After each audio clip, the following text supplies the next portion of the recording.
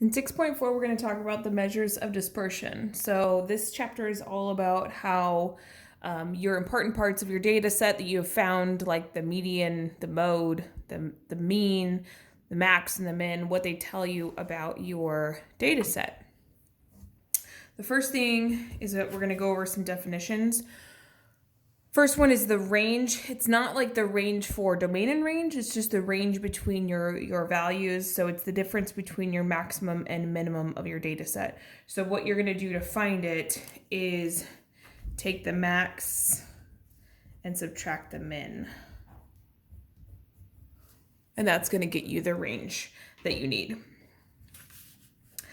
A quartile is values that are divided into 4 equal parts. It kind of sounds like a quarter, so you have 4 different pieces. The first part you have is your median of the lower half.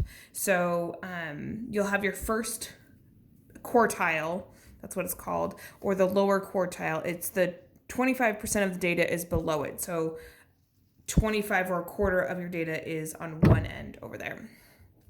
Then you have your second quartile, which is just your median, and this is the direct middle of your data set. And then you have your next checkpoint, which is 75% the way through. It is your third quartile or your upper quartile, and then you have 75% of the data, or 3 parts of it, is below this checkpoint. So how to find these 3 pieces? Obviously, the median is just the middle. That's the second one.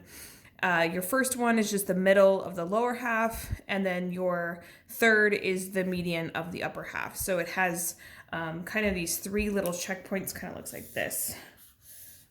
So you have 1, 2, and 3. So this would be the middle, this would be quartile 1, this would be quartile 2. So that's what it's kind of saying. So this is 25% of your data and below, 50% of your data and below. Sorry, that's like, it refers to this line here. And then 75% of your data and below is this line, and then so on.